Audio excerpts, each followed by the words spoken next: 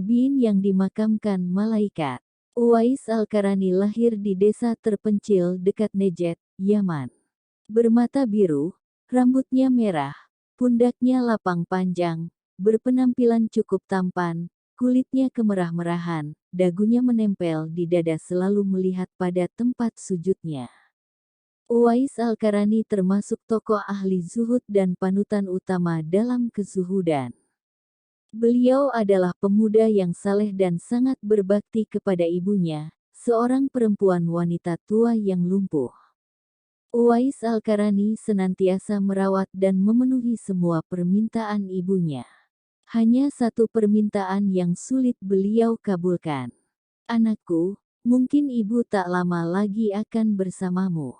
Ikhtiarkan agar ibu dapat mengerjakan haji," pinta sang ibu. Mendengar ucapan sang ibu, Uwais Al-Qarani termenung. Perjalanan ke Mekah sangatlah jauh, melewati padang tandus yang panas. Orang-orang biasanya menggunakan unta dan membawa banyak perbekalan. Lantas bagaimana hal itu dilakukan Uwais Al-Qarani yang sangat miskin dan tidak memiliki kendaraan? Uwais Al-Qarani terus berpikir mencari jalan keluar. Kemudian, dibelilah seekor anak lembu. Kira-kira untuk apa anak lembu itu? Tidak mungkin pergi haji naik lembu. Uwais Al-Qarani membuatkan kandang di puncak bukit. Setiap pagi beliau bolak-balik menggendong anak lembu itu naik turun bukit. Uwais gila. Uwais gila, kata orang-orang yang melihat tingkah laku Uwais Al-Qarani. Ya, banyak orang yang menganggap aneh apa yang dilakukannya tersebut. Tak pernah ada hari yang terlewatkan beliau menggendong lembu naik turun bukit. Makin hari anak lembu itu makin besar, dan makin besar pula tenaga yang diperlukan Uwais Al-Qarani. Tetapi karena latihan tiap hari, anak lembu yang membesar itu tak terasa lagi. Setelah 8 bulan berlalu, sampailah pada musim haji. Lembu Uwais Al-Qarani telah mencapai 100 kg, begitu juga otot Uwais Al-Qarani yang makin kuat. Beliau menjadi bertenaga untuk mengangkat barang. Tahukah sekarang orang-orang, apa maksud Uwais Al-Qarani menggendong lembu setiap hari? Ternyata beliau sedang latihan untuk menggendong ibunya. Uwais Al-Qarani menggendong ibunya berjalan kaki dari Yaman ke Makkah. Subhanallah, alangkah besar cinta Uwais Al-Qarani pada ibunya itu. Beliau rela menempuh perjalanan jauh dan sulit, demi memenuhi keinginan ibunya. Uwais Al-Qarani berjalan tegap menggendong ibunya wukuf di Ka'bah. Ibunya terharu dan bercucuran air mata telah melihat Baitullah. Di hadapan Ka'bah, ibu dan anak itu berdoa. "Ya Allah, ampuni semua dosa ibu," kata Uwais Al-Qarani. "Bagaimana dengan dosamu?" tanya sang ibu keheranan. Uwais Al-Qarani menjawab, "Dengan terampuninya dosa ibu, maka ibu akan masuk surga. Cukuplah ridha dari ibu yang akan membawaku ke surga."